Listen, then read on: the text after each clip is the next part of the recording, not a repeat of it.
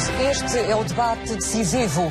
Passos Coelho e António Costa vão confrontar as suas propostas para a governação do país depois das eleições de 4 de outubro. É o único debate entre os dois na televisão, um debate por isso histórico, pela primeira vez transmitido em simultâneo pelos 3 canais, a RTP, a TVI e a SIC. Pela nossa parte, escolhemos 9 temas que julgamos serem dos mais relevantes em termos nacionais. Por sorteio ficou definido que o primeiro a responder será Passos Coelho e que António Costa encerrará o debate. Boa noite a ambos. Passos Coelho, porque é que, ao fim de 4 anos de austeridade, e existindo hoje muitas famílias a passar fome, e tendo o governo repetidamente afirmado que tinha ido além da Troika, os portugueses devem voltar a votar em si? Boa noite também ao Dr. António Costa. Estes 4 anos foram, de facto, anos difíceis e duros. Implicaram para todas as famílias portuguesas, praticamente, medidas que tiveram um impacto muito forte e creio que só foi possível chegar ao fim deste processo de uma forma satisfatória, isto é, fechando o programa de assistência económica e financeira e reconquistando o nosso acesso aos mercados e, portanto, ao financiamento da nossa economia, porque realmente os portugueses foram extraordinários na sua vontade de superar estas dificuldades.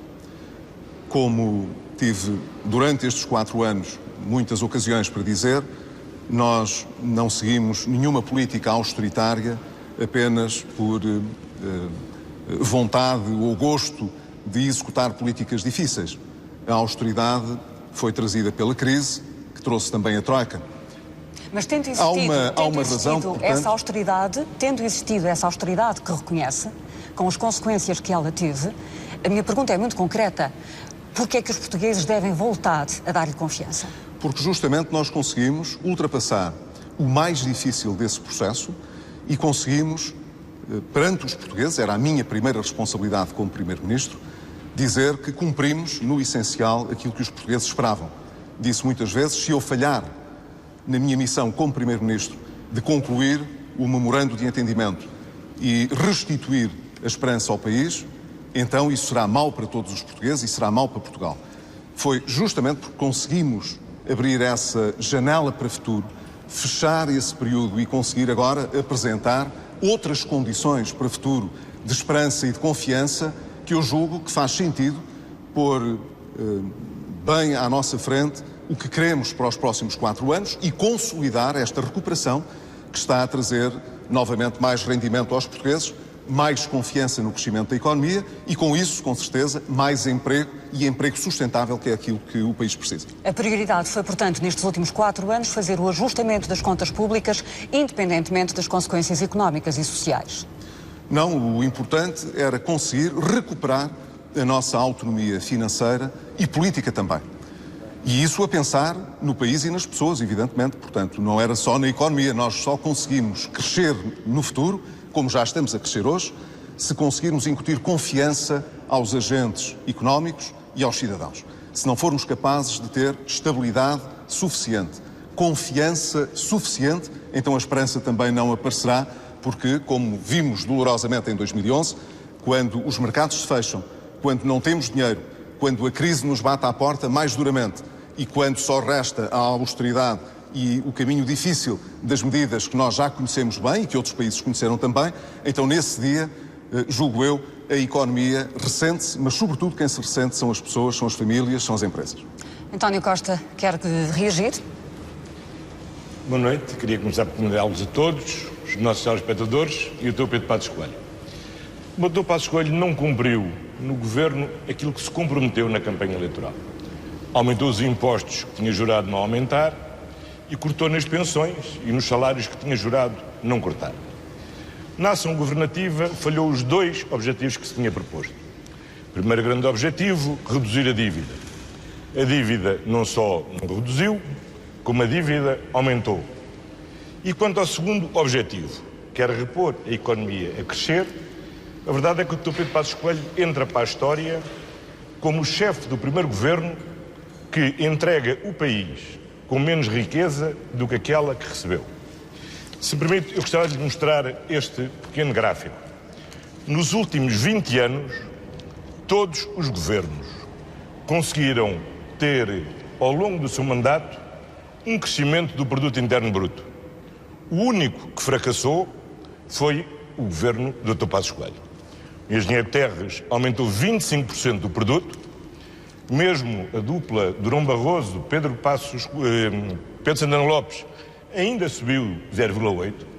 Mesmo nos tempos muito difíceis da última governação socialista, o PIB ainda subiu no total 1,9%, e a verdade é que ao longo destes 4 anos, o produto interno bruto caiu 4%. Pela primeira vez na história, há um governo que vai entregar menos riqueza. Isto tudo em nome de quê? Em nome da redução da dívida. Terminou o seu que tempo, não reduziu, que conclua. aumentou. Passos Coelho, quer comentar? Gostaria de dizer 2 coisas. A primeira é que era importante que o Dr. António Costa olhasse para a situação que o país passou e a confrontasse não com outras situações do passado, mas com outras situações idênticas que outros países passaram também. A Irlanda, como a Grécia, passaram exatamente por processos como o nosso. Ora, em qualquer desses 2 países, o nível de riqueza que foi destruída pela crise e pela crise da dívida foi superior ao que aconteceu em Portugal. O que significa, portanto, quando nos comparamos com os outros, nós tivemos um desempenho em termos de riqueza melhor do que outros países nas mesmas ou em circunstâncias parecidas. Ponto 2. Ninguém pode assumir, e o Sr. Dr. António Costa também não assumirá, que depois de termos passado pela crise mais severa de todo o período democrático, nós não tivéssemos tido, como tivemos, desemprego, não tivéssemos como tivemos perda de riqueza, destruição económica e que não tivéssemos, como tivemos, problemas de endividamento. Mas é muito importante, e aí sim nós podemos comparar com outras situações que foram melhores no passado, mais favoráveis para os governos, mas que apresentaram piores resultados. Por exemplo, desde que o governo que antecedeu o meu, chefiado pelo seu antecessor no Partido Socialista, o engenheiro José Sócrates, de 2005 a 2011, a dívida portuguesa passou de 96 bilhões de euros... Precisa de concluir, Dr. Passos Coelho. Eu vou concluir. De 96 bilhões de euros para 195 bilhões. E desde que eu fui Primeiro-Ministro, neste período em que, como o senhor diz, e muito bem, o PIB caiu e, portanto, tivemos recessão e tivemos dificuldades, a dívida cresceu apenas 20 pontos percentuais. Quer dizer, menos de metade do que em 6 anos com crescimento do lado do Partido Socialista. António Costa, eu tenho que lhe formular uma pergunta e, se quiser reagir a Passos Coelho, tenho aqui a oportunidade de o fazer. Em 2011, o governo do PS foi obrigado a pedir o resgate, deixando os cofres públicos vazios. Por que é que os portugueses devem votar em si se nunca se demarcou desse passado? Em primeiro lugar, eu queria dizer ao Dr. Passos Coelho que percebe bem o que é herdar uma dívida grande. Eu, quando cheguei à Câmara Municipal de Lisboa, tinha uma dívida enorme e a Câmara falida. A diferença entre nós os dois é que eu reduzi em 40% a dívida que recebi e o Dr. Passos Coelho aumentou em 19% a dívida que recebeu. E esse era o seu grande objetivo. E em nome desse objetivo, o senhor travou o crescimento, fez disparar o desemprego, aumentou a pobreza para graus nunca vistos, e isto porque falhou na sua política. E falhou porquê? Porque o exercício da Troika... responda à minha pergunta. O exercício da Troika já era difícil. Mas o Dr. Passos Coelho resolveu, por razões puramente ideológicas, ir além da Troika. O ir além da Troika significou coisas concretas para os portugueses. Significou, por exemplo, para os pensionistas, o corte do subsídio de Natal e do subsídio de férias, que não estava previsto serem cortados. Significou, por exemplo, um enorme aumento de IRS, que também não estava previsto. Significou um aumento das privatizações em mais do dobro, que também não estava previsto. Mas deixe-me recolocar a pergunta. Porquê é que nunca se demarcou, António Costa, porquê é que nunca se demarcou perante os eleitores, perante os portugueses, da herança deixada em 2011? Os portugueses julgaram a herança e nós avaliámos a nossa própria atuação. O programa eleitoral que hoje apresentamos não é um programa eleitoral como o que tínhamos há 4 anos, assente em grandes obras públicas, o TGV, o novo aeroporto, nova travessia, mas é um programa eleitoral centrado naquilo que é fundamental para recuperar as condições de crescimento da economia. O aumento do rendimento das famílias, desde logo aliviando a carga fiscal sobre a classe média, que foi asfixiada pelo Dr. Passos Coelho, combatendo os níveis de pobreza que se tornaram hoje intoleráveis na sociedade portuguesa e apostando decisivamente naquilo que são os fatores decisivos para o futuro, o conhecimento e a inovação, contra a ideia da precariedade e dos baixos salários, que é a competitividade que o Dr. Passos Coelho vê para o futuro. E esta diferença é uma diferença essencial, porque nós hoje estamos no século XXI e temos que ter a competitividade do século XXI. E essa competitividade é a competitividade no conhecimento, na inovação, não é a competitividade dos baixos salários, da precariedade laboral, porque essa só nos fará andar para trás, como andámos para trás nestes 4 anos. Dr. Passos Coelho, nestes 4 anos, o país recuou 13. E esta é que é a situação dramática em que hoje nos encontramos. Meus senhores, vamos... Se me permite, eu sei que tem perguntas para fazer. O Dr. António Costa, como viu, teve alguma dificuldade em responder a uma parte da pergunta e eu sei porque é que ele teve dificuldade em responder uma parte da pergunta e julgo que o debate seria esclarecedor se aprofundássemos essa questão. Diz o Dr. António Costa que o programa que agora apresenta não tem TGVs, nem a dupla travessia, nem por aí fora. As chamadas obras faraónicas que o ex-primeiro-ministro José Sócrates entendia que eram essenciais para promover o emprego e o crescimento da economia. Mas tem um programa muito parecido em vários outros aspectos.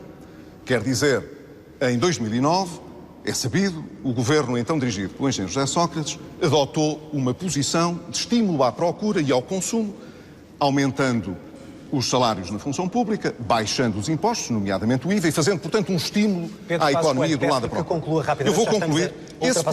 Esse programa, essa abordagem que está presente no seu programa eleitoral também, conduziu o país ao desastre.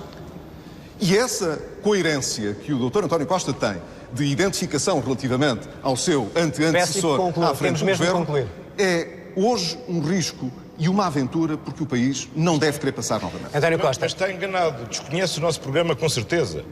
Porque o nosso programa assenta na correção dos erros que o senhor cometeu.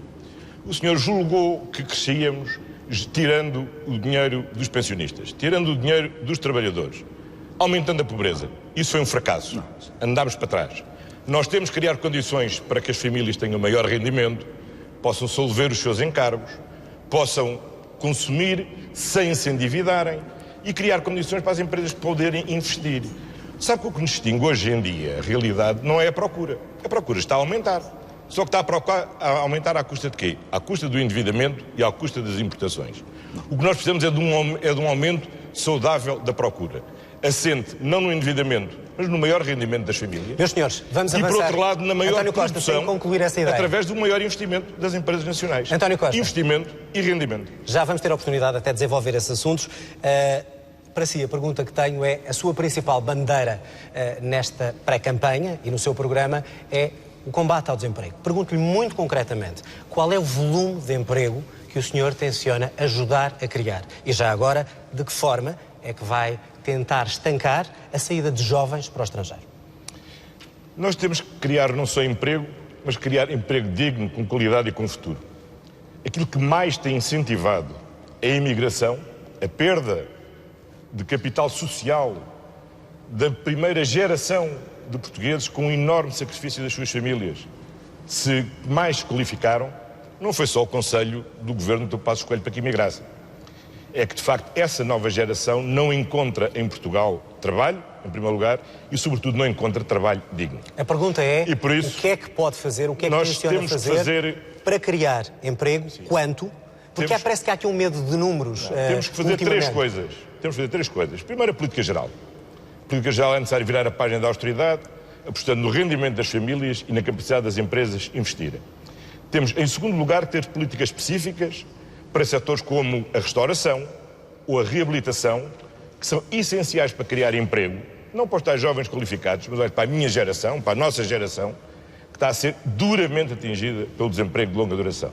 E, em terceiro lugar, temos de ter as políticas ativas de emprego focadas naquilo que é essencial. Os recursos são poucos, não os podemos dispersar.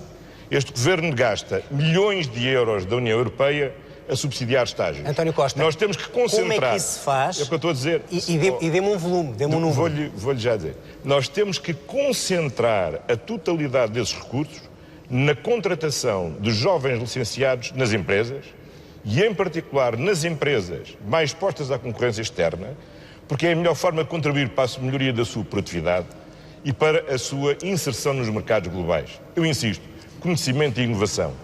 E quando se discute muito como é que nos aproximamos das empresas das universidades, a melhor forma de assegurar a transferência de conhecimento da universidade e dos politécnicos para as empresas é através da contratação de jovens. E é isto que nós temos de fazer com os poucos recursos que temos. É conseguirmos fazer 2 em 1. Combater o desemprego jovem e modernizar as empresas. É isto que é essencial. Portanto, quantos empregos gostaria e se propõe ajudar a criar? Nós todos aprendemos com os nossos erros e não me ouvirá da minha boca uma promessa quantificada. Os estudos económicos estão feitos e os estudos de impacto estão feitos. No programa de estabilidade que o Governo apresentou tem uma meta, nós temos uma meta e as metas nem são muito diferentes. Sabe qual é a grande diferença entre um programa e outro? É que no programa que o Partido Socialista apresenta, no meu programa, nós temos lá as medidas que explicam como é que o emprego vai crescer. No programa de estabilidade só lá estão explicadas as medidas que não criam emprego, mas pelo contrário, a continuação da política de austeridade, agora com um novo corte de pensões de 600 milhões de euros, com a nova pressão de precarização, a satisfação da grande frustração do Dr. Passos Coelho, que é ainda não ter conseguido reduzir suficientemente os custos de trabalho e, portanto, não irá criar emprego, mas destruir o emprego. O problema não está na meta, está nos meios. Nós temos políticas para criar emprego, o Dr. Passos Coelho pretende prosseguir o mesmo caminho, que já sabemos, já destruiu 200 mil postos de trabalho nestes 4 anos. A questão dos números não estarem referidos no seu programa eleitoral. Bem, os números estão muito quantificados, bem quantificados, como o Dr. António Costa disse, no programa de estabilidade, que foi o programa que, de compromisso para os próximos 4 anos, o atual Governo apresentou aos portugueses e a Bruxelas, isto é, à União Europeia, à Comissão Europeia. Mas permita-me, se fizer favor, responder à questão mais importante. Porque é uma mistificação esta ideia de que o país tem uma austeridade que o Governo acha que é virtuosa e, portanto, o Dr. António Costa quer que os portugueses acreditem que ele acha verdadeiramente que eu tenho assim uma espécie de entendimento perverso que gosto de aplicar ao país, em que austeridade, medidas difíceis, redução de rendimento são virtuosas. Dr. António Costa, eu julgo que por toda a Europa essa abordagem, que é a abordagem Syriza, está absolutamente esclarecida. Os países que enfrentaram processos austeritários enfrentaram porque precisavam deles, porque tinham crise e não tinham dinheiro. E isso foi o que aconteceu em Portugal também. Deixemos de brincadeiras, não vale a pena estar a insistir nessa tecla. Nós sabemos que o Partido Socialista ainda era governo e já estava a cortar salários, de resto é o corte de salários que ainda hoje está em vigor e que nós estamos a remover progressivamente, estava a negociar a limitação das pensões, estava a remover prestações sociais, estava a adotar, portanto, aumento de impostos, passou o IVA de 21% para 23% e não fez isso com certeza por gostar de aplicar medidas de austeridade. Peço que conclua, terminou o seu tempo. Como é que nós criamos emprego, portanto? Nós criamos emprego, como nós estivemos a criar já emprego, se acreditarmos que quem cria o emprego são as empresas, não é o Estado. E daí que o programa que eu apresento é muito direto nisso. Nós mantemos uma estratégia, e espero que ainda haja oportunidade para falar dela, em que mantemos... Já falamos sobre ela, peço-lhe que conclua. Quer responder rapidamente? Mas deixe-me concluir esta questão, porque esta questão é importante. A ideia, portanto, de que nós estamos a pensar no futuro com o corte de 600 milhões das pensões, de que também já vamos discutir mais certeza, que é falsa, e de que olhamos o futuro através de um modelo de baixos salários e de precariedade, é desmentido não apenas pelo programa que eu apresento, mas também pelos resultados que já estamos a apresentar. Vamos continuar ao longo do debate a falar disso. António Costa, rapidamente, responder a isto. Quer também muito rapidamente, no minuto e meio que tenho. Dr. Passos Coelho, é a altura de parar com a mistificação sobre a Troika. Primeiro, o senhor quis a Troika. Tenho aqui, aliás, uma declaração sua de 30 de abril de 2011, no Jornal de Notícias, onde o senhor diz, com grande satisfação, que a Troika veio e diz: a Troika está cá a nosso pedido. Quem participou nas negociações da Troika em sua representação, que foi o Dr. Eduardo Catroga, fez na altura declarações dizendo o seguinte: portanto, nós temos agora uma oportunidade única. Penso que o PSD, através da equipa que eu esfiei, deu um grande contributo para este processo. Portugal vai ter aqui uma oportunidade de fazer as reformas que se impõem para dar esperança aos portugueses, gabando-se de ter sido o PSD o partido que quis efetivamente a Troika e que mais influenciou o programa da Troika. Dr. Passos Coelho, mas é que o problema é mais grave. É que gostou tanto da Troika que quis ir além da Troika. Não sei se recorda deste gráfico que o ministro Vítor Gaspar apresentou quando ainda se gostavam de gabar de terem ido mais além da Troika. Para os portugueses perceberem em casa, esta linha preta era a linha do que era a austeridade exigida pela Troika. A barra azul era a barra que o governo se gabava de ter ido além da Troika. E significa que quer em 2012, quer em 2013, as medidas de austeritárias foram o dobro do que obrigava a Troika, porque o governo entendia precisamente e mal António Costa, concluir. aquilo que o Dr. Passos Coelho agora diz, que é dizendo que essa visão virtuosa sobre a austeridade. Sim, Passos Coelho. O Dr. Passos Coelho, tem que concluir, António era a Costa. altura que o Dr. Passos Coelho achava que os portugueses eram piegas e que devíamos todos pagar o castigo de ter Já vivido ultrapassámos acima das já nossas ultrapassámos possibilidades. muito tempo. Não se esqueça do que disse. Eu sei que o senhor é muito esquecido, muito esquecido, mas está aqui. E este documento, olha, só para que Não haja vamos voltar outra vez, aqui. António Costa. O Governo de Portugal é um documento do seu governo quando se gabava de ir além da Troika e de ter Vamos avançar. António Costa, tenho mesmo que lhe cortar a palavra. Em 2012 Tenho e mesmo que lhe cortar. 2013. Pedro Passos Coelho, António Costa. rapidamente, que eu quero lhe fazer também uma pergunta. Sim, mas não leva a mal. Eu acho extraordinário que venha fazer a acusação de que há uma mistificação sobre a Troika, dizendo que foi o PSD que chamou a Troika e que o programa foi negociado pelo PSD. Dr. António Costa, não leva a mal. Mistificação? O senhor fala em mistificação? O senhor sabe quem é que chamou a assistência externa para Portugal? Foi o Ministro das Finanças, do governo do Partido Socialista. Sabe o que é que o professor Teixeira dos Santos disse na altura em que chamou a Troika? Disse que não podia ficar com a responsabilidade de deixar o país sem financiamento.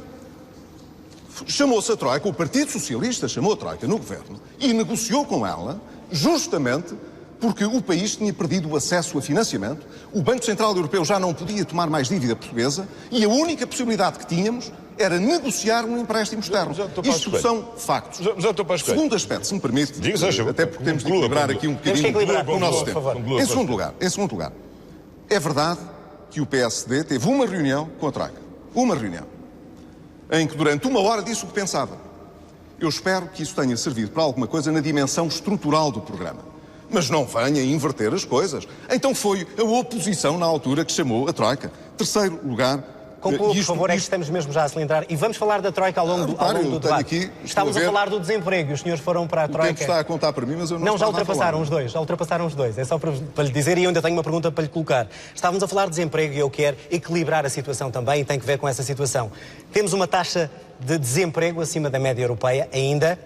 1 em cada 5 trabalhadores recebe salário mínimo. Há 33% de desemprego jovem e 200 ou 300 mil portugueses jovens que foram para o estrangeiro à procura de novas condições. O que eu lhe pergunto é, com estes números, quando é que o senhor quer transformar Portugal numa das 10 economias mais competitivas do mundo, como disse? Muito bem. Quando? Nós temos condições, creio eu, nos próximos anos, no espaço de 1 a 2 legislaturas, de cumprir esse objetivo. Portugal é um país tradicionalmente pouco competitivo, habituou-se durante muitos anos a usar a soberania monetária que tinha para ganhar artificialmente competitividade, tornando os nossos produtos mais baratos. E repare que agora, apesar de não termos essa soberania monetária e, portanto, não podermos fazer essa batota, as nossas exportações batem recordes sobre recordes, como foi exatamente noticiado hoje pelo Banco de Portugal. Quer dizer, nunca tivemos um setor exportador, quer na área dos serviços, quer na área dos bens, tão pujante como hoje o país tem. O que significa, portanto, que muito daquilo que nós fizemos nestes anos, que não foi só política de austeridade, Dr. António Costa, foi também reforma estrutural importante e aí sim, aí tivemos a ambição e fomos. Mas estou-lhe a falar deste cenário. Aí criámos condições... De jovens que vão embora, de desemprego jovem a 33%. Era uma resposta para isso, porque é que isso acontece aí criámos e como é que se desenvolve? Aí criámos condições para que a nossa economia ganhasse um maior dinamismo e fosse mais competitiva, como os números comprovam. E por essa razão é que no primeiro trimestre de 2013 o desemprego quase que atingiu 18%, estava em 17,5%, sabemos-lo agora, e agora está em cerca de 12%. Quer dizer, o desemprego tem vindo a diminuir e, ao mesmo tempo, o emprego tem vindo a ser criado. Quero dizer-lhe que nós conseguimos, durante estes últimos 2 anos, justamente neste período, criar cerca de 200 mil empregos na economia. Não foi o Estado que criou. O emprego que é destruído também. E os jovens que vão para fora porque não têm perspectivas cá dentro. Isso é inteiramente nos verdade. seus números, 480 mil noutros números. Heleno Faria, isso é inteiramente verdade, pois se a nossa economia esteve em contração, esteve em recessão, é evidente que o desemprego disparou. Acha que voltam? Nós, nos primeiros 2 anos, até 2013, perdemos cerca de 400 mil empregos. E conseguimos criar, nos últimos 2 anos, cerca de 200 mil na economia. E isso é que dá um saldo que é de 200 mil empregos. Agora, repare bem, permita-me, já que o Dr. António Costa falou tanto do passado e esteve aqui a dedicar tanto tempo ao passado, e eu acho que o passado também tem a sua relevância, deixe-me só recordar o que aconteceu nos 6 anos dos governos socialistas.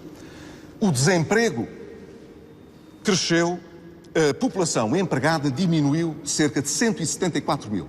Foram os empregos que foram destruídos em 6 anos. Durante estes 4 anos, assistimos à destruição de cerca de 204 mil. Mas vejamos agora o que se passou com os desempregados. Temos que concluir. Eu vou concluir. Nos desempregados, durante os 6 anos socialistas, a população desempregada cresceu 208 mil. E durante estes 4 anos há um saldo líquido favorável. Quer dizer, o desemprego baixou cerca de 30 mil. Temos mesmo que terminar. Senhores, apesar de tudo, nós iremos tentar equilibrar os tempos na segunda parte. António Costa, não iremos agora assim porque temos mesmo de ir para intervalo. Voltamos dentro de 6 minutos. Esperemos que depois olhemos para o futuro e não falemos tanto do passado. Vamos ver neste debate, que é o debate do ano. Até já.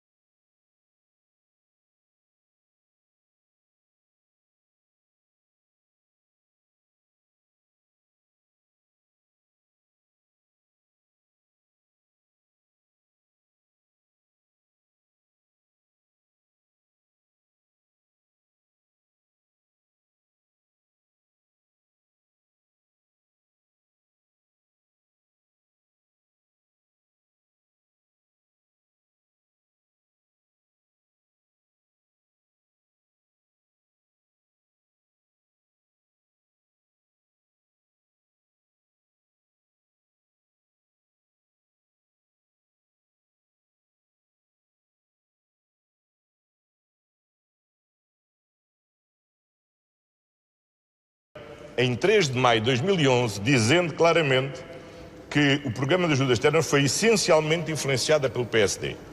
E, sobretudo, o senhor quis ir mesmo além da Troika. Eu já mostrei aqui o quadro do ministro Vítor Gaspar. Mas o ir além da Troika significou cortar subsídios de Natal e de férias que não era obrigado a cortar. Sabe quanto é que em 2013 o IRS subiu a mais para ir do que aquilo que era o exigido pela Troika? 16 vezes a mais do que aquilo que era exigido pela Troika. Portanto, vamos lá ver o seguinte. Ninguém desejou que a Troika viesse, a não ser quem quis utilizar a Troika como pretexto para executar um programa de retrocesso do Estado Social. António Costa, a sustentabilidade do sistema de pensões, e precisamente invocou o Estado Social, a sustentabilidade da segurança social em termos mais vastos é outro dos grandes desafios. No imediato, o Passos Coelho fala na necessidade de consenso para conseguir uma poupança de 600 milhões de euros no sistema de pensões. Pergunto-lhe muito diretamente e que seja muito claro, os senhores e o PS estão ou não disponíveis para esse consenso? Nós já dissemos que não aceitaremos qualquer novo corte do sistema, nas pensões. Está ou não disponível para consenso? Não aceitamos qualquer corte de 600 milhões de euros de pensões, nem achamos que a sustentabilidade dependa do corte das pensões. Pelo contrário, a sustentabilidade depende, em primeiro lugar, da confiança. E a confiança é aquilo que o Tribunal Constitucional tem obrigado o Governo a cumprir, que é a garantia que cada geração de pensionista recebe a pensão para a qual contribuiu.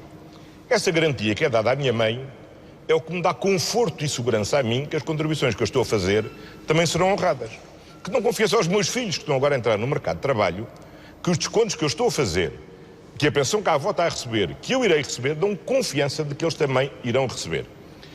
A ideia que nós temos é que nós fizemos a maior reforma da Segurança Social em 2007, que ainda hoje a União Europeia aponta como exemplar. Mas que neste momento já não dá resposta, António Costa. Recorde-se. Já não dá resposta? Recorde-se que o grande buraco que foi aberto na Segurança Social foi este governo que o abriu, fruto do desemprego e da imigração, fez perder 8 mil milhões de euros de receita à Segurança Social.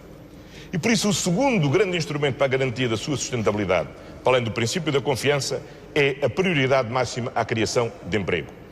E em terceiro lugar, nós temos que diversificar as fontes de financiamento da Segurança Social, como nós propomos. O Governo quer eliminar o IRC a todas as empresas. Invistam ou não invistam, criem emprego ou não criem emprego, e o que nós optámos por fazer foi não prosseguir a redução do IRC, de forma a que os 2% que deviam agora ser reduzidos pudessem a sua receita ser alocada à Segurança Social para reforçar a fonte de financiamento da Segurança Social. E é essencial que assim seja. Agora, este Governo a coligação de direita propõe a maior aventura financeira para o futuro da Segurança Social. Consigo, não haverá qualquer tipo de corte de 600 milhões. Dr. Passos Coelho, e em relação a esta falta de consenso, tem um plano B, mais algum imposto especial, aumentos de TSU, o que é que pretende fazer sem consenso? Eu vou só em 10 segundos, dizer que é uma absoluta mistificação estar a querer insistir, Dr. António Costa, que a responsabilidade pela vinda da Troika cabe ao PSD. Acho que isso é uma coisa de um ridículo tal que não percebo porque é que o Sr. Doutor insiste nessa matéria. Mas quero responder à questão da Segurança Social. Nós temos um problema no sistema de pensões que não resulta apenas do facto de termos tido desemprego.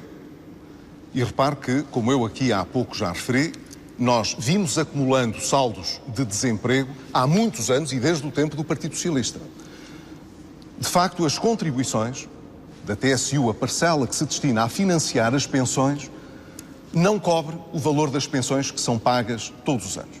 O que significa, portanto, que todos os anos, o que nós estamos a fazer de há vários anos a esta parte, e isso não começou com o meu governo, é a usar impostos para suportar os déficits do sistema previdencial de pensões.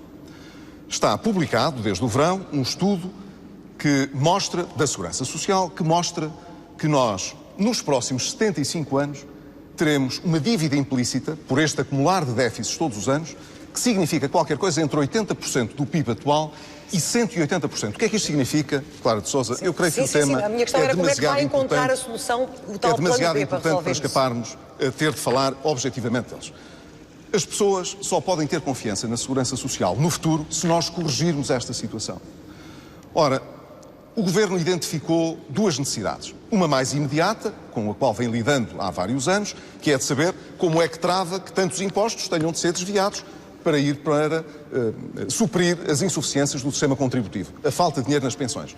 E por isso estabeleceu também uma meta de 600 milhões que precisa de reforçar a Segurança Social. Não me parece que seja difícil, não foi possível até hoje, infelizmente, depois de eu ter feito esse pedido ao Partido Socialista e ao Dr. António Costa, já o tinha feito ao seu antecessor, para que nos pudéssemos sentar à volta de uma mesa e chegar a um resultado que todos os portugueses, mesmo antes de votarem, pudessem conhecer.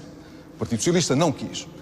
Mas eu espero que seja possível ir às eleições pelo seguinte, porque o Partido Socialista, como o Dr. António Costa ainda agora aqui referiu, fala na necessidade de diversificar as fontes de financiamento. E quando olhamos para o seu programa eleitoral e para as medidas de impacto macroeconómico, verificamos que há várias medidas que se destinam a reforçar a segurança social.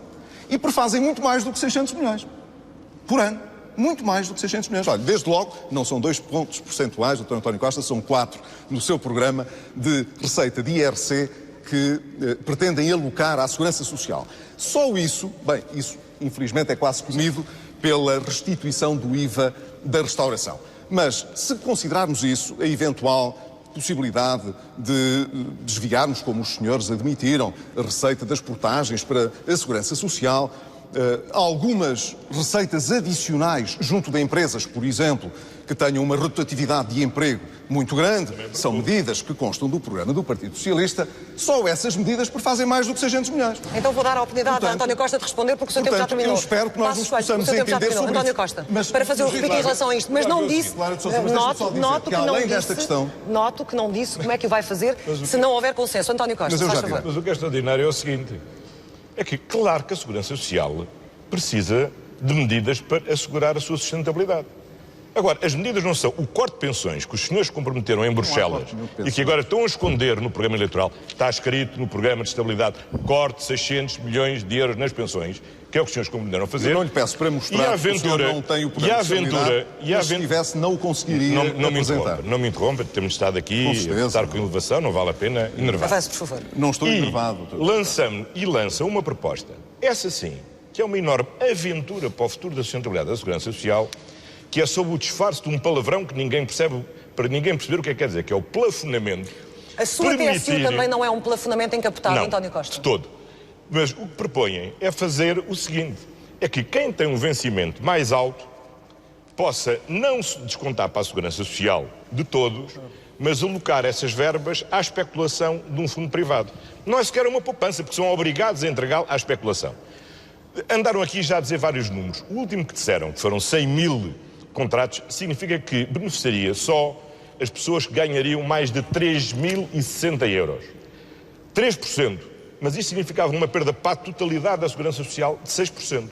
Mas mesmo para esses 3% beneficiados, verdadeiramente é lançá-los na aventura. Olha, é lançá-los na situação em que estão os lesados do BES, que confiaram as suas poupanças à especulação financeira, confiaram na palavra daqueles, como o Sr. Primeiro-Ministro aconselhou a investirem as suas poupanças em bancos como o BES, e que depois encontram-se na situação em que hoje se encontram.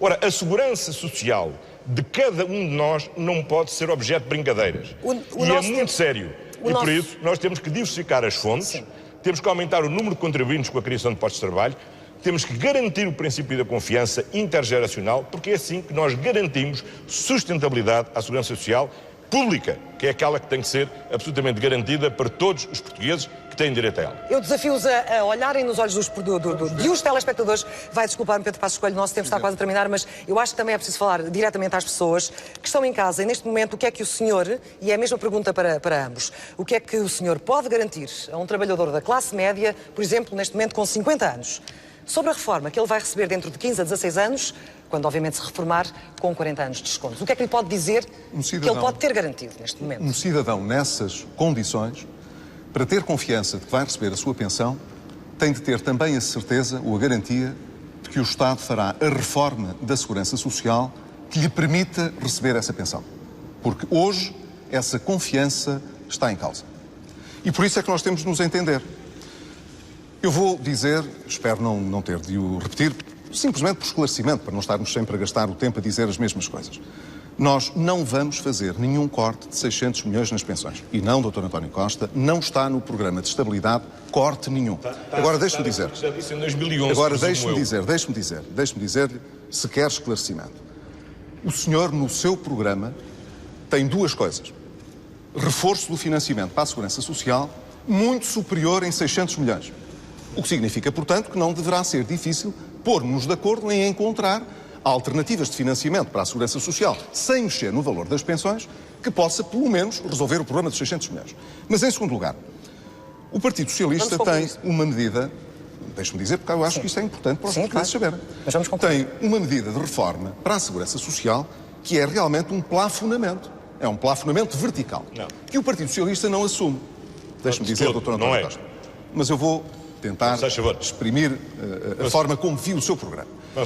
O Partido Socialista entende que é preciso fazer um estímulo à procura e, portanto, pôr as pessoas a descontar menos para a Segurança Social, porque assim ficam com mais dinheiro para gastar e para consumir. É o tal momento, política José Sócrates, de estímulo ao consumo. Mas, ao mesmo tempo, diz, isto cria aqui um problema dentro da Segurança Social, talvez a gente consiga, em Bruxelas, que isto seja visto como uma reforma estrutural, quer dizer, um plafonamento vertical. Toda a gente passa a descontar menos 4 pontos percentuais. Não é, como digo, um plafonamento como o que nós propomos, que é muito limitado, atinge muito poucas pessoas e são novos contratos para o futuro, é toda a gente. Vamos concluir. E isso, Dr. António Costa, isso custa... Termino. E isso custa, no seu programa, nas contas que lá estão, mais de 5.500 milhões em 4 anos. Tem mais 3 minutos do que o seu adversário. Em aventura e em insegurança. Eu acho que insegurança é aquilo... Insegurança e risco é aquilo que o Partido Socialista propõe, porque propõe perdas para a Segurança Social que são já assumidas e são muito elevadas, e depois tem, para usar uma expressão que o senhor usou, fé, tem confiança que tudo se há de resolver por via Fica do desemprego. esclarecido. Dr. António Costa, faça favor. Dr. Passos E o que é que diz ao tal português de 50 anos? A mesma pergunta. Dr. Passos Coelho, o tal português de 50 anos, quando o ouve dizer hoje que não vai fazer um novo corte das pensões, recorda-se de si, há 4 anos, a garantir que não fazia nenhum corte das pensões. E ainda não se esqueceu que o senhor, sem rebuço nenhum, mal chegou ao governo, lhes cortou o 13º mês e o 14º mês das pensões. Criou a sobretaxa e batalhou por 3 vezes junto do Tribunal Constitucional, até que finalmente o Tribunal Constitucional disse: acabou, tem que mesmo começar a pagar aos pensionistas aquilo que lhes é devido. Isto é quem está em casa se lembra relativamente ao Dr. Pedro Passos Coelho. Há outra coisa que o Dr. Passos Coelho tem que não confundir. O que é uma medida conjuntural de 3 anos de estímulo à economia e outra que é uma reforma estrutural que os senhores propõem fazer, que é privatizar parte da receita da Segurança Social, alocando-os à especulação privada. E essa medida é uma medida definitiva. E que, se eu começar hoje a descontar menos, porque é para os novos contratos, daqui a 20 anos, isso terá tradução na minha pensão, mas durante 20 anos, para 2 gerações, abre um buraco no financiamento da Segurança Social. E é por isso que o plafonamento é uma aventura que nós não nos podemos aceitar e em que ninguém de bom senso se pode envolver. Por favor, António Costa. Eu estava mesmo a concluir. E, portanto, para dizer o seguinte, na Segurança Social é com o programa que nós temos, sem cortes nas pensões e reforçando o financiamento da Segurança Social. Passos Coelho, falemos de impostos. Faz depender a devolução em 2016 da sobretaxa do IRS em cerca de 25% do aumento das receitas fiscais.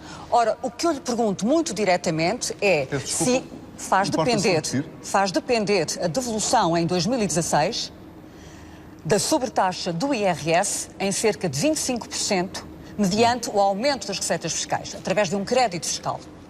Se esse aumento não acontecer nos valores previstos, as pessoas querem saber se na próxima legislatura vão ter ou não um alívio fiscal. Se esse aumento não acontecer nos valores previstos, esta promessa eleitoral cai ou admite reavaliá-la? Responderei, já percebi a sua questão e ela tem uma resposta relativamente simples. Deixe-me fazer aqui uma observação ao que disse o Dr. António Costa. Em primeiro lugar, fazer plafonamento de pensões, seja o plafonamento horizontal que a coligação que eu lidero propõe, seja o plafonamento vertical que o Partido Socialista está a propor, não é privatizar, a menos que o Dr. António Costa entenda que privatizar é prescindir de contribuições para a Segurança Social, as pessoas ficam com elas para fazer um choque ao consumo, isso não é privatizar. Portanto, não é isso que está no seu programa. No seu programa não, é o que está no seu. Não, o que está no seu programa, quando é que não há aprofundamento nenhum, no seu programa o que diz é que o dinheiro deixa de ir para o Estado e passa de ir para a especulação privada. Ou está a dizer para as pessoas embarcarem na aventura dos lesados do BES. É isso que lhe está a desafiar. António Costa, Passos Coelho, vamos falar de impostos. É um tema muito importante que interessa a todos os portugueses. Está a misturar muitas coisas. Não estou. Está. Olha, o plafonamento não vem escrito. Amanhã voltamos aqui com o seu programa. Tem o seu programa. E tenho o seu também. E tenho o seu também. Passos Coelho, temos que reposicionar o debate no tema dos impostos. Judito Sousa, porque esta questão é importante, com certeza. Nós sabemos que os senhores propõem, não têm lá escrito. Há muitas outras coisas que não têm escritas, mas estão lá.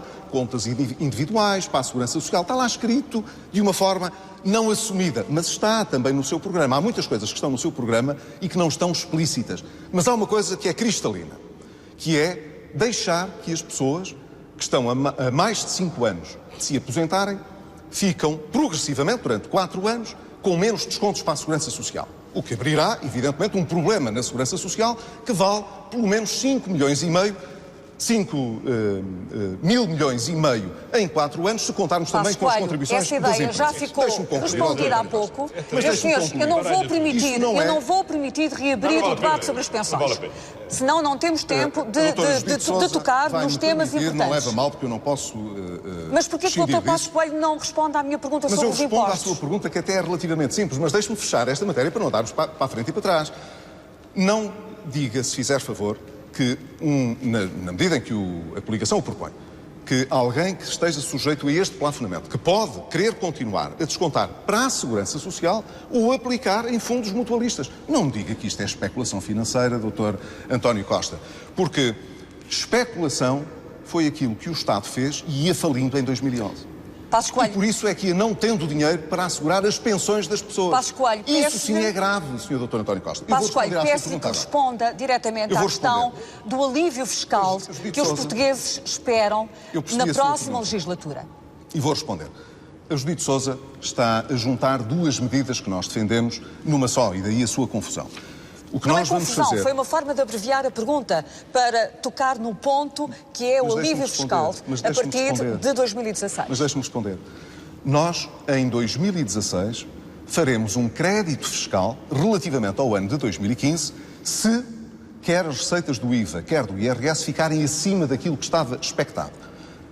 E nós, pelos dados que temos até esta altura, julgamos que isso irá acontecer de facto. Mas há um se. Mas ele foi assumido com transparência no orçamento para este ano. Nós dissemos, se as receitas fiscais ficarem acima no IVA e no IRS daquilo que estava orçamentado, o que ficar acima nós devolvemos. Quanto é que é? É o que ficar acima. Veremos em dezembro quanto é que é. E isso será devolvido em 2016. Outra coisa é a remoção da sobretaxa, que acontecerá realmente à razão de 1/4 em cada ano, portanto, 25% será removida no próximo ano, sem nenhuma condicionalidade quanto a esta questão. De haver mais receitas fiscais ou não haver receitas fiscais, está dentro daquilo que são as nossas previsões macroeconómicas. Porquê que o Governo, em função da sua promessa eleitoral, não atacou as despesas ao nível do aparelho do Estado, mantendo-as em valores de 2015 equivalentes às de 2011? As chamadas gorduras Mas não é assim. As chamadas gorduras do Estado de que falou na campanha eleitoral. De facto não é assim, sabe? Nós tínhamos, em 2010, um déficit global no Estado de 20 mil milhões de euros. E conseguimos até dezembro de 2014, essas contas estão disponíveis e, portanto, podemos falar delas, estas deste ano podemos falar apenas de estimativas, mas até 2014 nós diminuímos esse déficit global em mais de 12 mil milhões de euros. Mas isso aconteceu também com a despesa primária. Quer dizer, não foi apenas com receitas, foi também com despesa. A despesa primária caiu em Portugal de uma forma significativa e como nunca tinha caído antes. Ora, não é possível fazer cair a despesa primária sem juros, portanto, não contando os juros que nós temos de pagar pela dívida passada, sem conseguir poupanças significativas. Esse resultado nós conseguimos e posso lhe garantir que há muita transparência nessa avaliação, ao contrário do que aconteceu em 2011, quando eu cheguei ao Governo, para responder também aqui ao Dr. António Costa. O alívio fiscal que propõe é baseado num crescimento económico, num cenário macroeconómico de crescimento de 3%. Ora, o António Costa promete baixar o IVA, devolver a sobretaxa em 2 anos, mexer nos escalões do IRC, ou melhor, do IRS. O que eu lhe pergunto é, se esse crescimento não acontecer, não se verificar, não acha que está a prometer uma ilusão aos portugueses? A ver, nós fizemos um trabalho de grande rigor, porque depois do incumprimento das promessas eleitorais por parte do atual Primeiro-Ministro, a última coisa que os portugueses suportariam era um novo Primeiro-Ministro que se estreasse a fazer o contrário do que se comprometeu na campanha eleitoral. Não sei se recorda que ele veio meses a ser criticado por não responder às vossas perguntas, por não assumir compromissos, por não responder. E não o fiz porque não quis assumir nenhum compromisso enquanto não tivesse a certeza que cada compromisso que assumia era um compromisso que eu estava em condições de honrar. Então onde é que vai buscar dinheiro para tudo isto sem prejudicar o equilíbrio das contas públicas? Por isso é que nós temos o estudo de impacto macroeconómico e de cada medida do programa do Governo. O programa do Governo não é só um conjunto de letras e de palavras. Mas não vai dizer uma. Não vou, porque são, aliás, muitas parciais. Mas é só para as pessoas terem a noção que o conjunto de economistas que esteve a trabalhar connosco não esteve a brincar. Esteve a fazer um trabalho muito sério. E o conjunto de compromissos que nós assumimos são assumidos com conta, peso e medida. E o que é que nós dizemos em matéria fiscal? Primeiro, devolveremos a sobretaxa do IRS, metade em 2016, metade em 2017. Não é o que as pessoas pagaram, é eliminamos a sobretaxa do IRS em 2016 e em 2017. Segunda coisa que dizemos, iremos rever ao longo da legislatura os escalões que provocaram o maior aumento de IRS sobre a classe média. Já em 2016, essa revisão? Precisamente porque não dispomos da informação suficientemente fina que só a máquina fiscal dispõe, não me comprometi nem com o calendário, nem com o montante. Comprometi-me com um objetivo. Até ao final da legislatura, nós aumentaremos significativamente o número de escalões do IRS para aumentar a sua progressividade. E iremos corrigir as medidas regressivas que este Governo tomou, designadamente o quociente familiar, que faz com que uma criança de uma família rica receba mais do que uma criança de uma família pobre. Iremos repor os mínimos sociais, todas as medidas de combate à pobreza que este Governo eliminou, e no calendário com que nos comprometemos e com base no estudo que está feito. E, portanto, não são fantasias, são compromissos escritos e com contas certas. Passos Coelho, dou-lhe a oportunidade de reagir. Eu estava a ouvir o Dr. António Costa e a perguntar-me o que é que as pessoas... Para lhe deixar depois assim. Muito obrigado. Eu tenho dificuldade com as nossas contas e assim pode ir vendo depois calmamente, parcela a parcela. O seu programa, pronto, e anotar devidamente, que é para diminuir as suas confusões sobre o nosso programa, que está muito confundido. Eu tenho aqui o seu programa, li-o com atenção e julgo que os portugueses hoje também têm uma noção clara do que é que ele tem. Como eu disse, tem, primeiro, um choque ao consumo, como se Portugal precisasse de ter um choque sobre o consumo. O consumo tem vindo a recuperar, a economia tem vindo a recuperar, a procura interna tem vindo a recuperar, não precisamos de nenhum choque, nem nenhum estímulo ao consumo. Temos as nossas contas externas equilibradas, pela primeira vez em dezenas de anos, e, portanto, não queremos pôr isso em causa, é uma aventura que não queremos fazer, não queremos regressar às experiências de Sócrates em 2009 e 2010.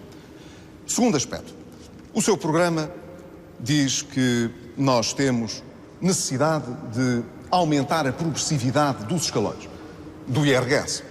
Nós temos uma progressividade muito grande, de tal maneira que praticamente nós temos hoje uma parte muito pequena dos contribuintes que pagam quase 20% da receita fiscal e temos cerca de 16% de receita fiscal que é paga por 80% dos contribuintes.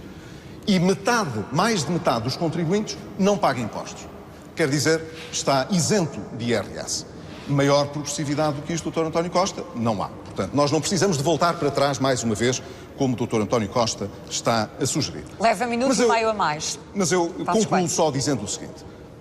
A maior parte das pessoas que estão em casa têm ouvido o Dr. António Costa, eu também vou seguindo as suas aparições públicas, e se há coisa que os portugueses hoje sabem é que não há semana nenhuma em que não façam uma promessa nova.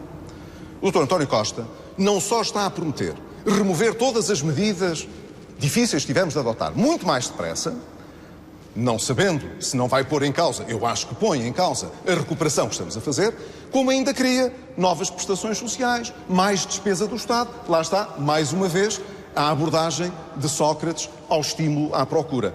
É isso, Dr. António Costa, que o seu programa tem em papel ou em formato digital. E isso os portugueses hoje já sabem e sabem qual é a aventura que isso representa. Dr. Passos Coelho, há uma grande diferença entre nós. O meu programa é um conjunto de compromissos escritos, avaliados e com as contas feitas. Eu não faço cada semana uma promessa. Eu em cada semana tenho eu em cada semana falo de partes diferentes do meu programa. Agora há uma grande diferença, é que o senhor não tem programa, nem mostra as contas. Tem-nas escondidas nas mangas. Porque o senhor sabe bem o que é que fez na anterior campanha eleitoral e agora está a tentar não repetir, mas está-lhe sempre a fugir o pé. Porque o Dr. Passos Coelho entende que a governação é assim uma espécie de enganar. Vou-lhe dar um exemplo. Em março, aprovou uma resolução do Conselho de Ministros, que está aqui assinada por si, para procurar responder a uma das questões mais dramáticas da sociedade portuguesa, que é o êxodo migratório da nossa juventude. E apresentou com grande pompa e circunstância o programa Vem, dirigido a apoiar o regresso de jovens imigrantes. Diga-me uma coisa, quantos jovens é que já foram apoiados até ao dia de hoje para poderem regressar? Eu digo-lhe, 0. Quantos é que vão ser apoiados até ao final deste ano? 0. E sabe porquê? Porque o regulamento que os senhores apresentaram prevê 6 fases de candidatura. 6 fases de candidatura. Tem 5 segundos para concluir. A última das Dr. quais António termina Costa. em janeiro do próximo ano. E sabe o que é que abrange? Refere-se a 20 jovens, 20, e para um total de 20 mil euros, o máximo, relativamente a cada um deles. É isto que o senhor entende que é o seu programa que se dirige às famílias, que hoje vivem angustiadas com a partida dos filhos. Aos jovens que partiram e querem ter esperança de regressar a Portugal. Dr. António Costa tem concluído e o senhor notei... faz uma resolução do Conselho de Ministros que assina como sendo uma grande promessa dirigida à juventude e, afinal, Dr. António não é Costa nada. tem concluído. É daqui em janeiro entrarem na última fase de avaliação 20 projetos para 20 pessoas que poderão receber no máximo 20 mil euros. Dr. António Costa tem concluído. Acha que isto é governar com seriedade? Dr. António Costa. Acha que isto é governar com seriedade? Temos que avançar por outros temas. Responder o que estávamos a falar há pouco, que era isso mesmo, o regresso dos jovens. Vamos concluir isso para passar a um tema muito importante, que é o que fazer com os impostos. Vamos responder. Dr. António Costa, eu acho que as famílias portuguesas estão angustiadas com a possibilidade de se pôr em causa todos os resultados que nós já alcançamos. Os portugueses sabem muito bem os sacrifícios que fizeram estes anos para a mudança da economia que tivemos de operar e para vencer a crise que enfrentamos. E hoje olham para si e para o Partido Socialista e veem um regresso ao passado. E esse é o seu drama, é o seu problema. Criticou o seu antecessor por não aceitar devidamente a herança do passado. E hoje continua a não conseguir descolar dela. O Dr. António Costa hoje, para a maior parte dos portugueses, representa uma incerteza. Ao contrário do que pretende sugerir, que é dizer que o Primeiro-Ministro, que eu, portanto, quero enganar as pessoas hoje olham para o meu mandato como Primeiro-Ministro e podem avaliá-lo. Ao contrário daquilo que o senhor e muitos outros socialistas e outras pessoas em Portugal, no espaço público, vieram dizer, que nós não conseguiríamos fechar o programa, que viveríamos inevitavelmente numa espiral recessiva, que era impossível que qualquer orçamento fosse cumprido, que a economia não podia crescer, falar do passado. que o desemprego não podia... Não podemos continuar a falar do passado. Não leva a mal, essa é uma coligação que eu não posso aceitar. Voltam sempre ao passado quando estamos a discutir propostas para o futuro. A resposta que eu tenho de dar ao Dr. António Costa é esta. Os meus resultados em 4 anos de governo hoje podem ser sindicados e podem ser vistos. Mas aquilo que o senhor poderia vir a fazer... Eu acho que o azedume e o azedume e o desdém acha que é sério? Acha que é sério criar expectativas que se traduzem nisto? Criar não leva a mal. Agora é a minha vez de lhe pedir que não me interrompa. Meus senhores, o azedume que mostra e a impunidade que mostra com os resultados que nós apresentamos não tem explicação para os portugueses. O senhor devia estar, julgo eu, a apresentar-se aos portugueses, a pensar, construir alguma coisa em cima dos resultados que nós alcançamos. Como é que é possível estar todos os dias a negar a evidência que os portugueses têm à frente de si próprios? Pedro Passos Coelho já fez o seu ponto de vista. António Costa, responder a isto. Dr. Passos Coelho, eu percebo que tem saudades de debater com o engenheiro Sócrates, mas agora terá que debater comigo, porque sou eu o seu adversário. Não é muito diferente, deixe-me dizer. E há aquilo que as pessoas sabem bem, parece-me, relativamente a mim e relativamente a si, é o seguinte. Sabe que nos últimos 8 anos ganhei 3 eleições autárquicas, sempre com maior votação que na votação anterior. Sabe porquê? Porque eu fiz sempre mais em cada mandato do que aquilo que prometi na campanha eleitoral. E é isso que reforça a confiança. E as pessoas hoje, quando me ouvem e que me conhecem, sabem bem que eu não minto e sabem bem que eu prometo menos do que aquilo que farei. Há uma coisa que sabem a seu respeito. É que tudo aquilo que prometeu, não comento o seu autoelogio. É que tudo aquilo que prometeu na campanha eleitoral não fez. Vamos então falar dessas vossas fazer promessas. no governo não conseguiu. O crescimento caiu e a dívida aumentou. Acha que esse é o balanço sobre o positivo? Nós, de facto, vamos ter que governar sobre o seu resultado. Mas sabe qual é? É para reduzirmos agora a dívida que o senhor aumentou, é para pôr a economia a crescer que o senhor fez andar para trás. Não é com estímulos à procura, é dando rendimento, devolvendo rendimento às famílias e criando condições para as empresas investir, porque é com o investimento das empresas e rendimento das famílias que a economia... Já falámos da economia e do emprego, falaram dos impostos, grande parcela dos impostos vai para um setor que para as pessoas é muito importante e as pessoas que estão lá em casa preocupam-se muito com a saúde. Pedro Passos Coelho, para além das contas em ordem, que diz ter feito mais com menos, Saíram também, como sabe, muitos médicos do Serviço Nacional de Saúde, alguns altamente qualificados, estão a ser enfermeiros todos os dias.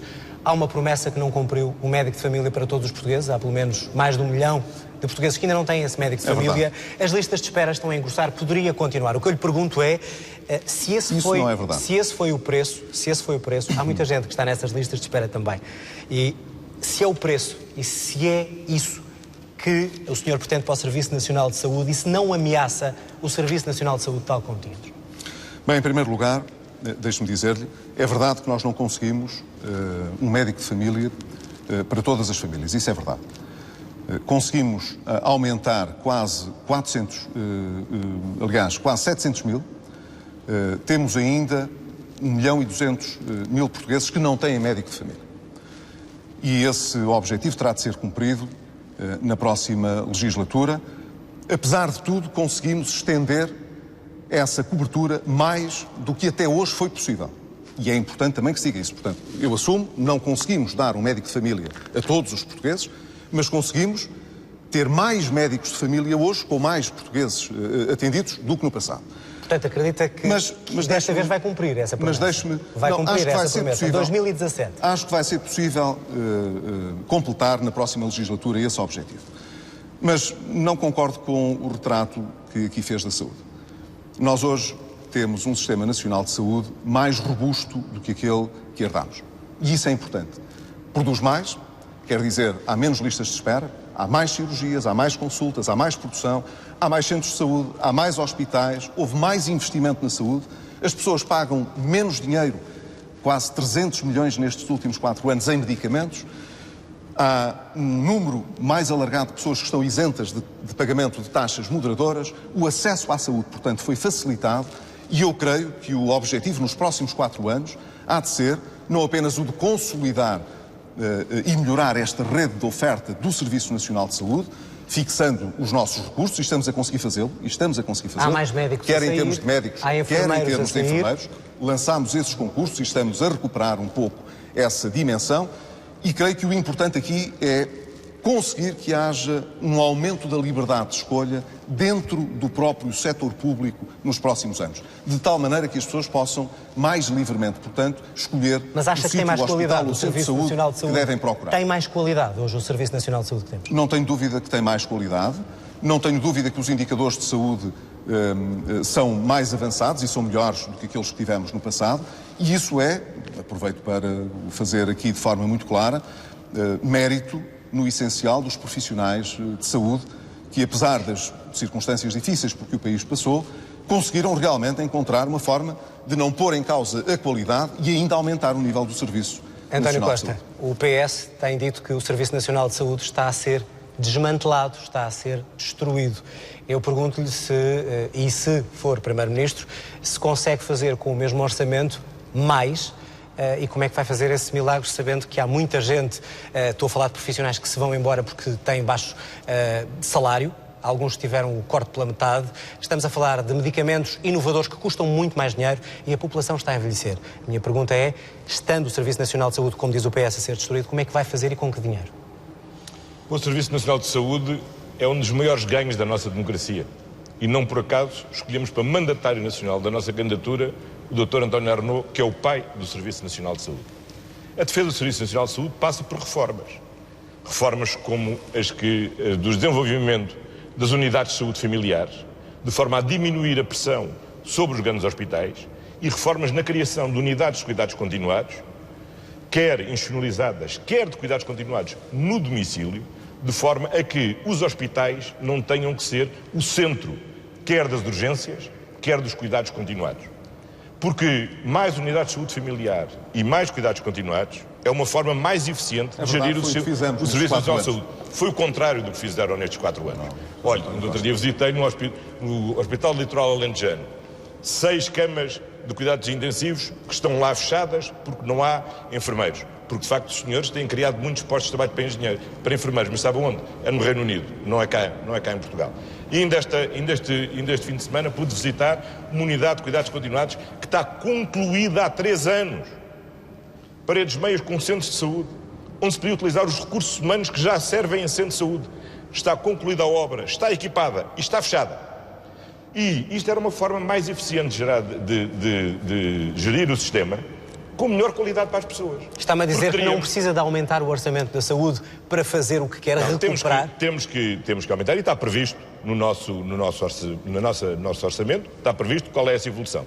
Mas este exemplo... Mas dizem que não precisam de mais dinheiro. Mas o que aconteceu no Serviço Nacional de Saúde é precisamente mais um exemplo do que é que foi ir além da Troika. O que está previsto no memorando é que era preciso reduzir a despesa em 200 milhões de euros. Pois o Governo entendeu reduzir em 500 milhões de euros. Relativamente às taxas moderadoras, nos casos duplicaram e noutros casos triplicaram o montante das taxas moderadoras.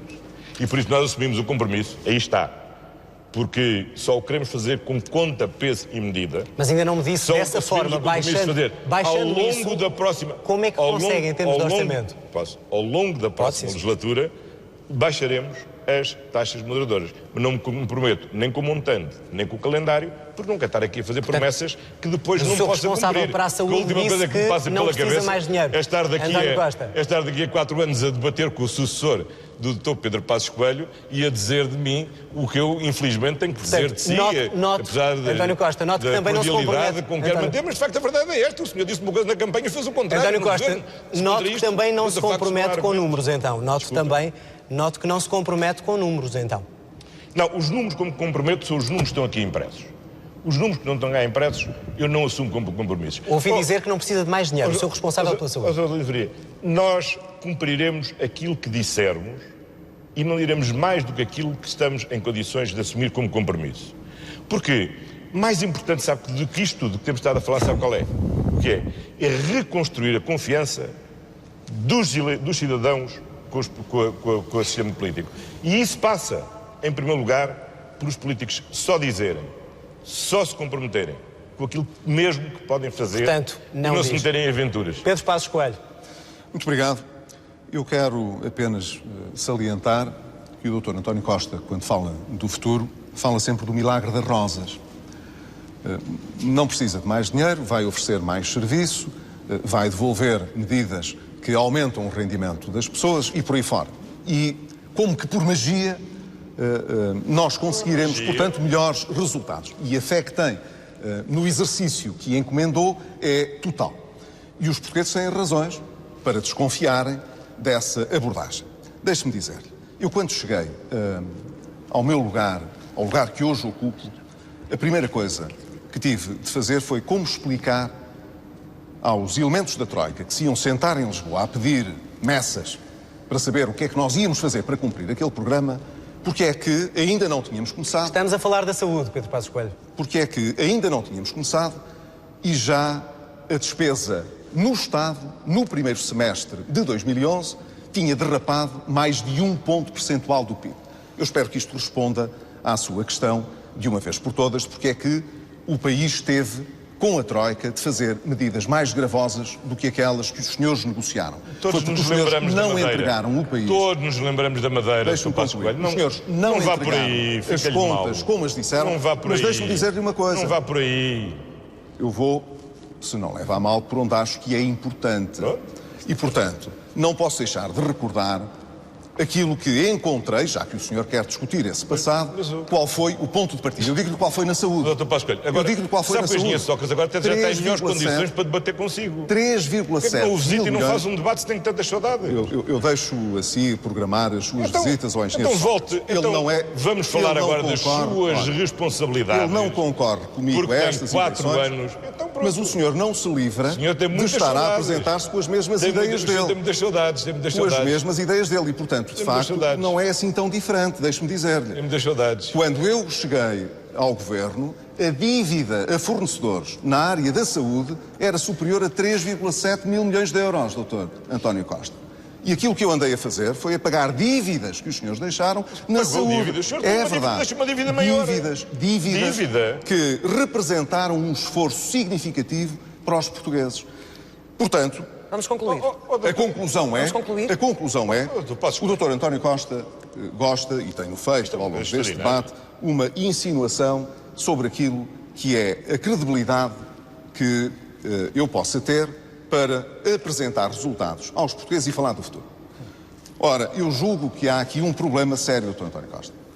Os meus resultados hoje são visíveis. E os portugueses, deixe-me dizer-lhe, mesmo aqueles que não votaram em mim, sentem um grande alívio por saber que, ao contrário daquilo que os senhores diziam, nós não precisámos de um segundo resgate, não precisámos de um programa cautelar e estamos, felizmente, até com o Partido Socialista, mais confiante no futuro. Meus senhores, portanto, tenho de avançar. Esses resultados hoje são escrutináveis. Temos menos de 10 minutos. Aqueles que o senhor apresenta, eu peço desculpa, tenho que colocar alguma ordem nos tempos, os senhores também sabem que é assim. Dr. Pedro Passos Coelho, o nosso tempo esgotou, estamos a 10 minutos do fim e esta questão que vou colocar agora vai ter menos tempo do que as anteriores. Quando da resolução do BES, o senhor disse que não haveria custos para os contribuintes. Algum tempo depois disse que haveria custos indiretos através da participação da Caixa no Fundo de Resolução e hoje na iminência de uma venda que pode ter um prejuízo de 2 mil milhões de euros. O que é que o senhor diz aos contribuintes?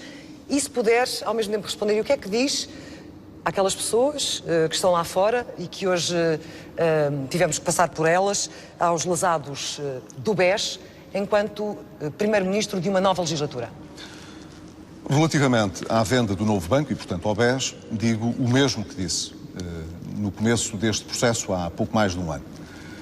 Não haverá, na solução que adotámos, custos diretos para os contribuintes. Porquê? Porque o Estado não nacionalizou as perdas do Banco Espírito Santo. O que significa, portanto, que aquilo que o Estado fez depois da decisão do Banco de Portugal de resolver o banco e criar um outro banco, que é o novo banco, o que nós fizemos foi emprestar dinheiro ao Fundo de Resolução, que capitalizou esse novo banco, mas é dinheiro que nós vamos receber de volta e conjunto... Mas isso já disse várias vezes, Dr. Pedro Passos Coelho. Neste momento, reafirma aos contribuintes que terão custos de forma indireta. Se por qualquer razão o valor de capitalização, que são os 4,9 mil milhões de euros, ficar aquém do valor que se apurar na venda, esse prejuízo, porque se trata de um prejuízo, será imputado ao sistema financeiro. Quer dizer, são os bancos que suportam esses custos. E, nessa medida, esse custo será distribuído pelos bancos todos e será distribuído e atribuído também à Caixa Geral de Depósitos. Mas deixe-me só dizer o seguinte, para que seja, enfim, apreensível pelas pessoas. A Caixa Geral de Depósitos, nos últimos 4 anos, esteve a fazer correções no seu balanço de perdas que registou superiores a 5 mil milhões de euros de operações anteriores a 2011. O que significa, portanto, que os bancos, na sua atividade mercantil, muitas vezes enfrentam problemas dessa natureza. Os problemas que poderão advir da venda do novo banco, portanto, não representarão para os contribuintes nenhum custo direto. Aos lesados do BES, deixe-me dizer... Aos lesados do BES, rapidamente, não, por favor. Deixe-me dizer... O compromisso pode assumir já no passado tive contactos e ouvi as pessoas e conversei com elas. A solução para o problema dos lesados do BES, que são significativos e que têm, portanto, problemas sérios, só pode ser encontrada pelos reguladores. Por lei, é a CMVM e o Banco de Portugal que têm de se entender para encontrar uma solução para estes lesados. Não foi possível até hoje um entendimento entre estas duas entidades. E aquilo que eu posso dizer é que o Governo não pode intervir nesse processo. Não está na sua competência intervir. E ainda bem. Agora, é evidente que as pessoas que se sentem lesadas, e muitas delas terão fortes razões para se sentir lesadas, do meu ponto de vista, uma vez que os reguladores não se entendem, e eu tenho muita pena que eles não se entendam, acho que era importante que as pessoas não perdessem mais tempo e procurassem, junto dos tribunais, fazer valer as suas razões. António Costa, o que é que pode fazer diferente, nomeadamente em relação à questão do novo banco? Admite anular a venda e em relação também aos lesados do BES? Bom, eu acho que o Dr. Passos Coelho é um passa-culpas permanente. Nunca lhe diz respeito de nada. E o Dr. Passos Coelho agiu de uma forma muito imprudente.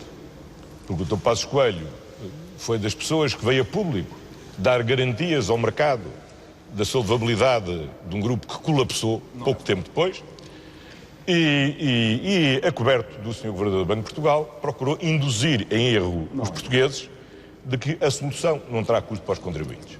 Ora, em primeiro lugar, como toda a gente sabe, o Fundo de Resolução é um fundo público.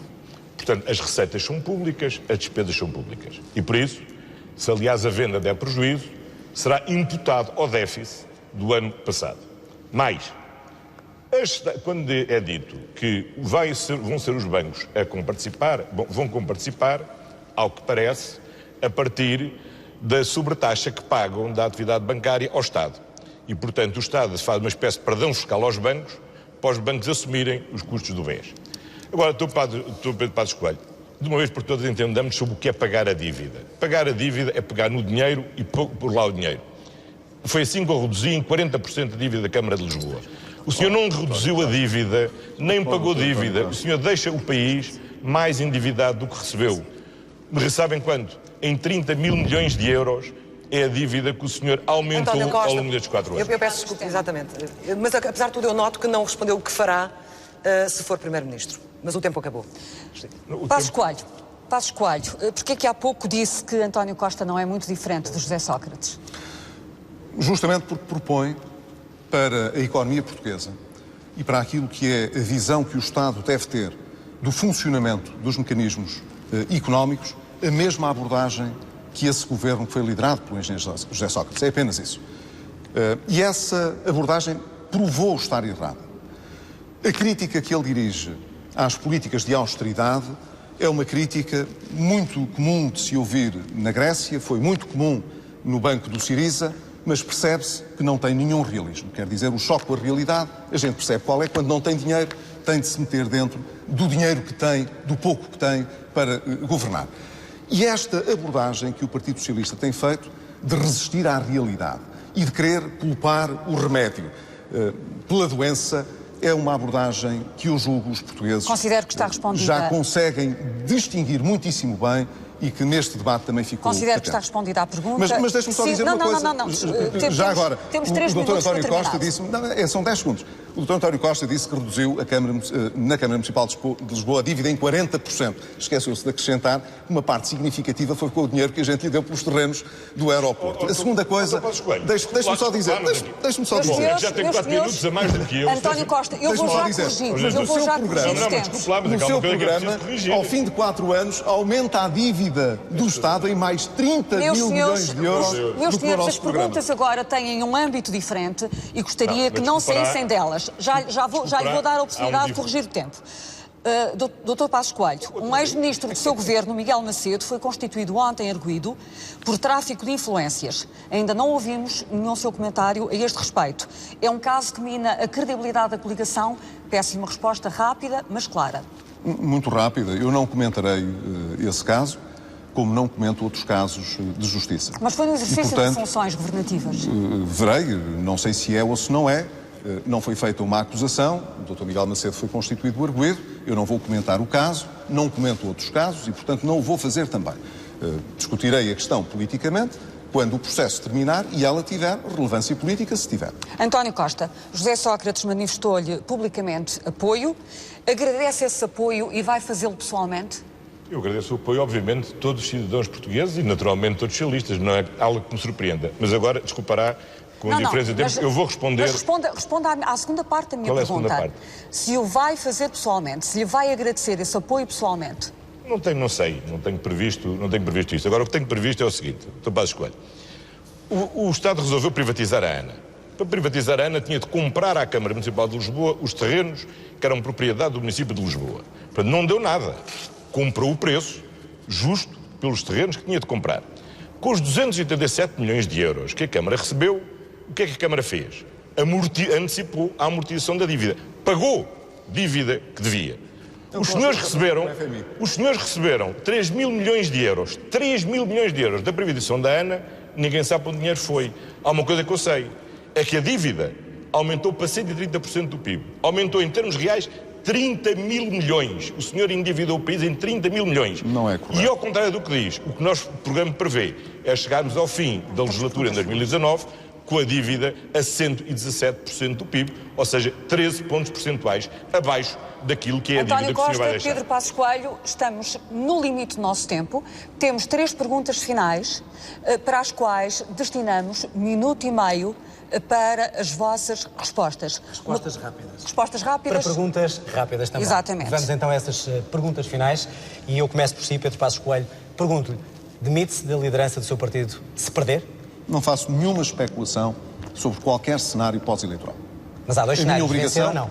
A minha obrigação é fazer um esclarecimento junto do povo português para que ele vote inequivocamente nas eleições, vá votar e ofereça um resultado inequívoco a quem desejar ganhar. Não responderei, portanto, as especulações sobre o dia a seguir. Em caso de derrota, continua como secretário-geral do Partido Socialista? Bom, nós estamos neste momento a começar na pré-campanha eleitoral, estamos a avançar para as eleições, fizemos o nosso trabalho de casa, temos um programa com compromissos escritos, com contas certas. Também não me responde. Com uma equipa renovada, batemos para ganhar as eleições. E se perder? Ambicionamos ganhar as eleições com maioria absoluta para oferecer estabilidade ao país num contexto de diálogo que é importante que exista, para que hajam compromissos importantes entre as forças políticas e, sobretudo, um acordo de concertação social estratégica com os parceiros sociais. Então, agora, no meu horizonte, está de facto de ganhar. Não está qualquer outro horizonte. Então, não me vão dizer que a maioria absoluta é desejável, é óbvio que é desejável para cada um. Pergunto, Pedro Passos Coelho, se essa maioria absoluta não vier e se vencer, conta com este senhor, se for preciso, para ajudar a governar o país? Eu vou voltar a dizer a mesma coisa. Não vou fazer nenhuma especulação sobre o dia a seguir às eleições. Mas responderei apenas àquilo que pergunta, dizendo que a responsabilidade de todos os políticos é, em primeiro lugar, respeitar o resultado, a vontade do eleitorado, o resultado das eleições, e, em segundo lugar, não colocar os interesses dos seus partidos à frente daquilo que é o interesse de estabilidade que o país deve enfrentar. Essa é a responsabilidade que os políticos têm. Talvez? Não, isso significa que só depois das eleições é que será possível avaliar o que é a vontade dos portugueses. A minha vontade era a de que os portugueses manifestassem esse resultado. Mas pode não acontecer. É uma resposta rápida à mesma pergunta. Não tendo maioria absoluta, vencendo, se conta com este senhor que aqui está, se for preciso, para ajudar a governar o país. A ver, os políticos têm que responder ao mandato eleitoral que recebem. Qual é o mandato eleitoral que os portugueses me querem dar? É que substitua este governo para substituir as suas políticas. E, portanto, não faz sentido eu mudar de política com quem quer prosseguir a mesma política. Nem se o consenso for essencial para salvar o país em algumas circunstâncias? Ouça, o que é essencial para podermos ter uma boa solução de governabilidade é dar condições de governabilidade ao PS. Portanto, os portugueses têm a felicidade de poder ter duas escolhas muito claras para si. Já vamos ao minuto final. Continuar a política da austeridade e votam na coligação direita, que é esfiada pelo Muito bem, a resposta era rápida, não me quer responder também. E votam no Partido Socialista. António Costa, a classe política e muitos dirigentes políticos de ambos os partidos colocaram nos últimos meses na agenda a questão presidencial. O que eu lhe pergunto é, existindo na área do PS um candidato e uma militante e ex-presidente do Partido Socialista, esta circunstância pode vir a dividir o PS? O PS, na altura própria, pronunciar-se-á sobre essa matéria. Acho que, para já, é um fator de enriquecimento e dinâmica da nossa área política. Estaria mais preocupado, como quando aqui há uns meses não havia nenhum candidato da nossa área política. Haver mais do que um, só me parece que seja positivo. Portanto, não antecipa uma fratura no PS? Não, nunca. De forma alguma. Pelo contrário, acho que o PS está, neste momento, todo empenhado naquilo que tem que estar empenhado, que é ganhar estas eleições legislativas para assegurar a mudança de política, a mudança de governo e podermos ter, de novo, um sentido de esperança e confiança no futuro de Portugal. Passos Coelho definiu aquilo que foi considerado na altura o perfil do candidato presidencial na moção que apresentou ao 35º Congresso do PSD. Ora, perfilando-se como candidatos um ex-líder do PSD e o ex-presidente da segunda maior Câmara do país, mantém o que disse no Congresso do PSD? Na mesma, não tenho nada a acrescentar e, de resto, não confundirei as campanhas. Estamos a tratar de eleições legislativas e, portanto, não vou confundir o debate trazendo para esta conversa a questão presidencial. Mas a questão muito concreta é esta: se mantém o perfil que enunciou na moção que apresentou ao 35º Congresso do PSD? Eu creio que respondi à sua questão, não é? Foi a moção que propus e que foi aprovada e é por ela que nos guiaremos quando avaliarmos essa situação depois das eleições. Pergunta final, Pedro Passos Coelho. Há algo de que se arrependa de ter feito nos últimos 4 anos, enquanto Primeiro-Ministro?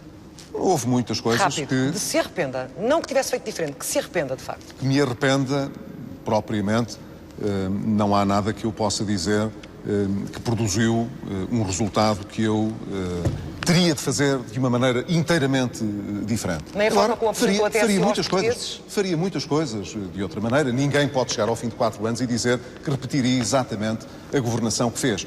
Mas quero sublinhar um Mas aspecto... que se arrependa, era essa a minha pergunta para fecharmos. Não, no essencial, as decisões que tomei, olhando para a situação do país, foram difíceis, mas foram necessárias e creio que os portugueses as compreenderam. Muito bem. António Costa, a mesma pergunta, num outro contexto, algo de que se arrependa de ter feito ou dito no último ano, enquanto líder do maior partido da oposição? Não. Estou com consciência tranquila com o que fiz, com o que disse e com aquilo que faço e com o empenho que tenho neste momento em virarmos esta página. Porque de fora destas questões que entusiasmam este ambiente político, o que conta mesmo é a angústia com que as pessoas estão lá fora sentem relativamente ao futuro do país. Muito bem, e os estudos serão avaliados no dia 4 de outubro. E a grande desesperança que as pessoas têm sobre o futuro do país. E essa é que é a grande responsabilidade que temos e é aí que nos temos que concentrar, é devolver ânimo e confiança às pessoas. António Costa e para Pedro enfrentar Passos o país. Coelho, muito obrigada por terem participado neste Frente a Frente. Obrigado. Chegamos assim ao fim deste debate entre o líder da coligação PSD-CDS e o secretário-geral do Partido Socialista, António Costa. Ficou assim o confronto destas propostas que ambos defendem para governar Portugal. 2 caminhos diferentes após 4 anos de austeridade. Sabemos, um deles será o líder do próximo governo. A decisão está nas mãos dos eleitores que são chamados a votar já no próximo dia 4 de outubro. Muito boa noite, muito obrigada pela vossa atenção. Boa noite. Boa noite. Está encerrado o debate inédito e histórico entre Pedro Passos Coelho e António Costa, o único debate televisivo desta campanha eleitoral para as legislativas de 4 de outubro. No estúdio tenho Marcelo Rebelo de Sousa para, ainda na emissão da TVI, um brevíssimo comentário com aquela pergunta de muitos milhões de euros. Quem ganhou e quem perdeu? Eu acho o seguinte, acho que António Costa liderou a iniciativa, liderou o tempo e liderou as mensagens mais fortes durante mais tempo. Pedro Passos Coelho só equilibrou na parte final e, portanto, no total, embora ligeiramente, eu acho que António Costa ganhou. Vamos desenvolver esse raciocínio já a seguir na TV24, numa emissão especial em que contamos também com outros comentários, nomeadamente de Miguel Relvas, Fernando Medina e Mariana Mortágua. Até já na TV24.